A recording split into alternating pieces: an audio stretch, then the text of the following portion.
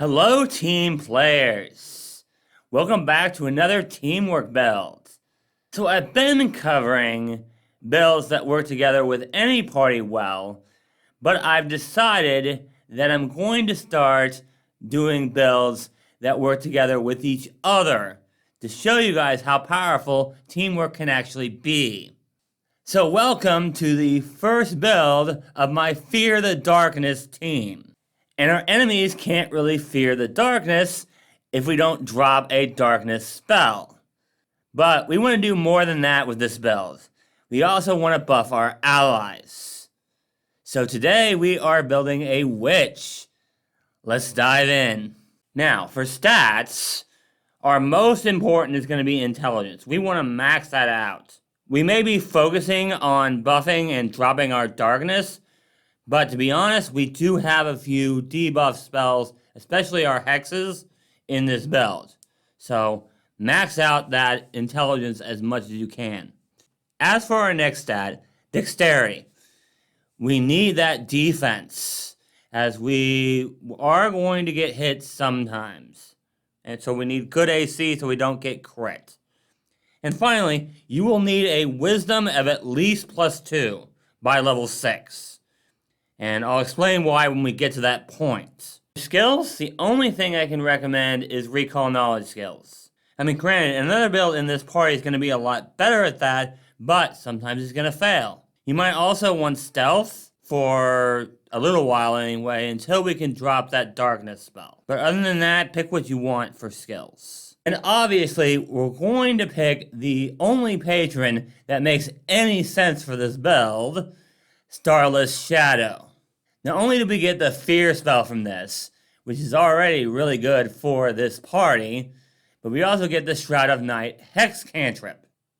It's a Hex cantrip, which means we can cast it as much as we want, and it's a one-action spell, which means we can use this on up to 3 enemies per turn. We do have to sustain it, but yeah, until we get our actual darkness spell, this is going to be great.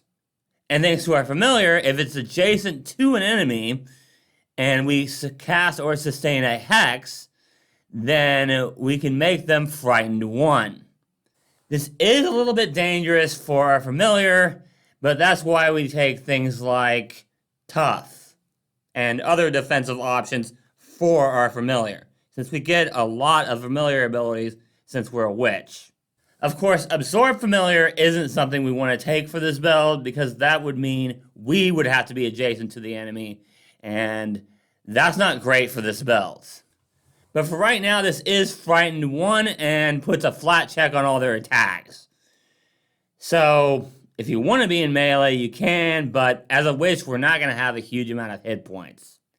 And the best part is that the Starless Shadow patron gives us the occult list, which is fantastic for both the things this build wants to do. Both dropping darkness and buffing our allies. Let's talk feats. First, we're going to need basic lesson for Lesson of Dreams. On a successful saving throw against this hex, the target takes a -1 penalty on attack rolls, perception checks, and will saving throws. Any sleep effects, it's -2. That's on a successful saving throw, mind you.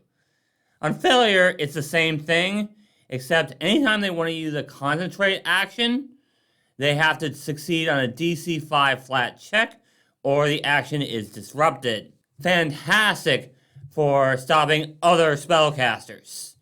And, in addition, this is -1 on their will saving throws, which will definitely help our debuffer in this party.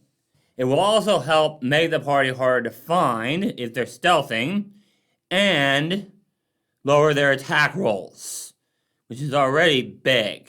For level 4, I've gone with Conceal Spell. This allows us to drop our buffs and sometimes our debuffs without anybody knowing who did it. Without anybody even knowing that a spell's been cast, actually. And with a feat we're going to take later, we can just we can just completely surprise people with a darkness spell, which in some situations is going to be freaking awesome. Just drop a darkness spell without anybody knowing where it came from.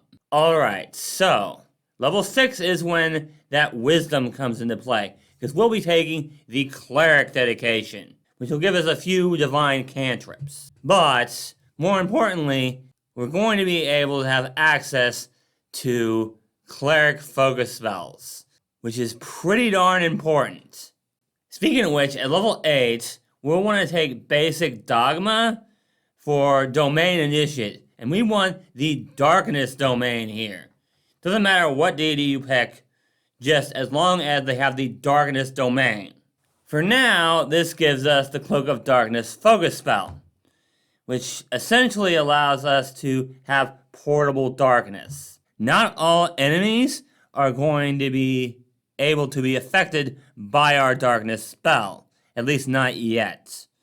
So, we can use this on ourselves or something like a rogue or a ranger that wants to be stealthy. In our case, next build is going to be a ranger, debuffer / recall knowledge. So, we'll probably want to use that on either ourselves or him. For 10th level, we'll be taking Greater Lesson for the Lesson of Shadow. This gives us the Chilling Darkness spell and the Malicious Shadow Hex. Chilling Darkness is just a spell that we can use to counteract light, and Malicious Shadow is for those enemies that get out of our darkness. So we can attack them using our spell attack modifier.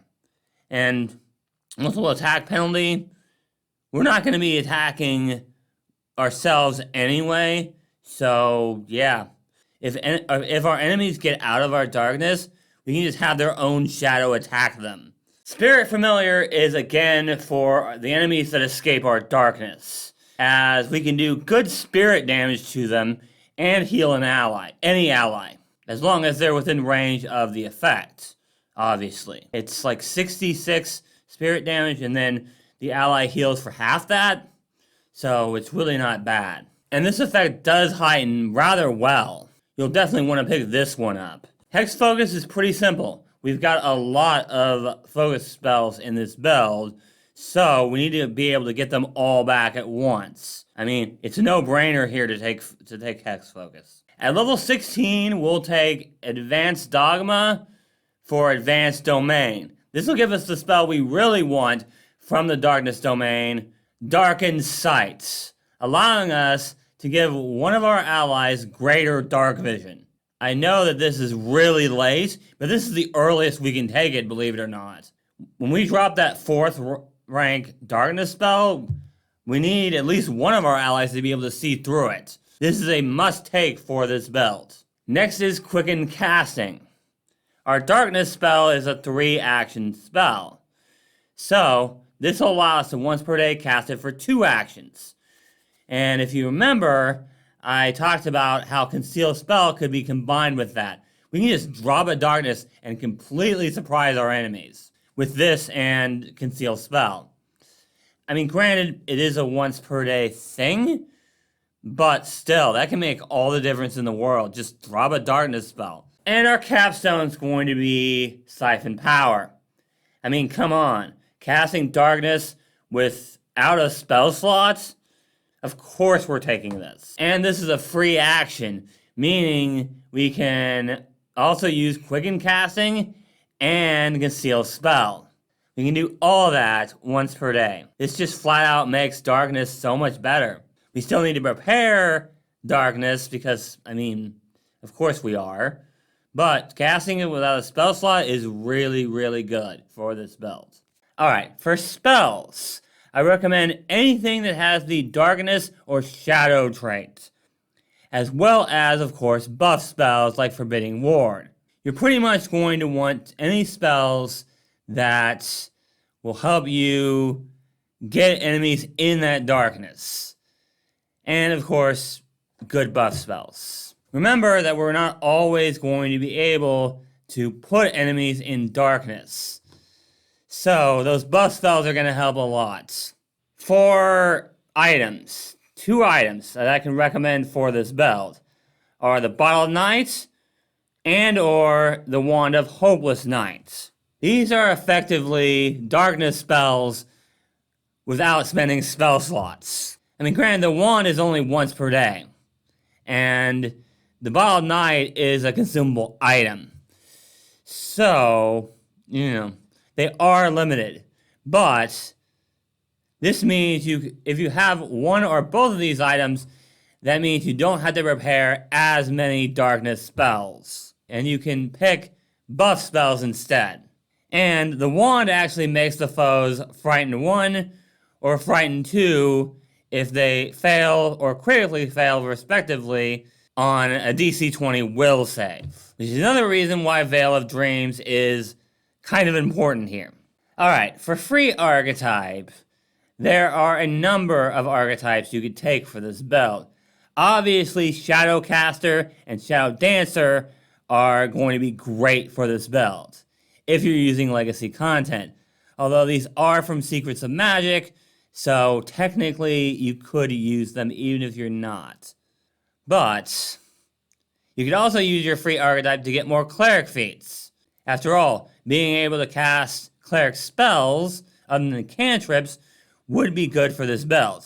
But lastly, I recommend Rogue. You're going to be hidden from pretty much everyone who is in your darkness spell, which means sneak attack. Pretty handy here. Also, you can get more skills with Rogue, and you can take some other Rogue feats, like battle assessments. Any of these would be great for this build.